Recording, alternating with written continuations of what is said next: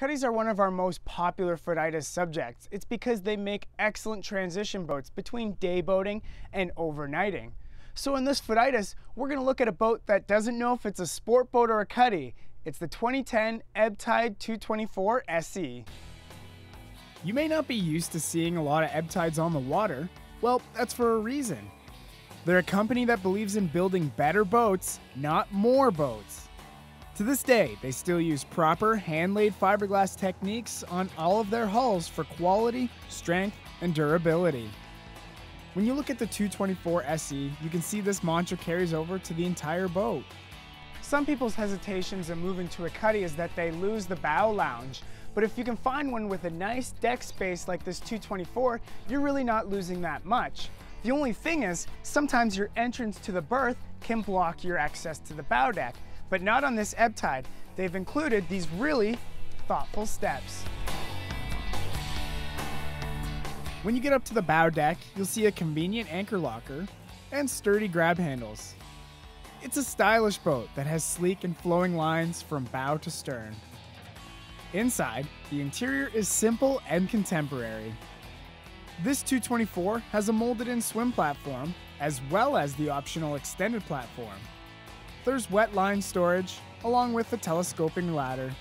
On the starboard side, you'll find the sun lounge hinges up, giving you a full transom walkthrough, a great feature. The rear bench seat can easily seat 3 adults, and it hinges forward to reveal spacious storage. A pair of sporty bucket seats with flip-up bolsters reminds you that the 224 is still a sport boat at heart. If that doesn't, the 260 horsepower 5-liter Merc Cruiser will, but more on that later. Ebbtide didn't overthink the helm on the 224SE. There's a single row of gauges, a single row of switches, and a stereo right at hand. What more could you ask for? Now the thing about cuddies is that not all cuddies are created equal. You really have to do your research. Sometimes if it's too small, it really just turns into glorified storage. But on this 224, it has an impressive cuddy space, not only in the headroom, in the width, but also in the condition it's been kept. It was hard not to be impressed with the condition of the cuddy on this 4-year-old boat. Everything was clean, there was no smell, and the porta potty is a nice added feature to add convenience. When it came time to run the 224SE, I was first caught by how striking the boat was at idle. It looked like a tiger, ready to pounce at any moment.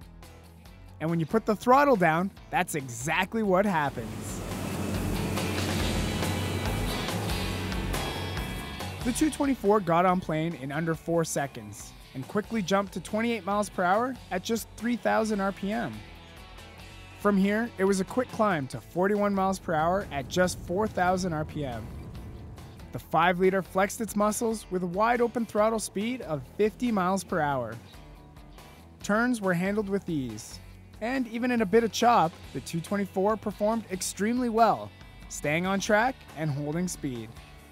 It certainly held up to Ebbtide's mission to produce a hand-laid, quality boat. The 224SE is still a current model in the Ebbtide lineup, and this 2010 model, it shows why.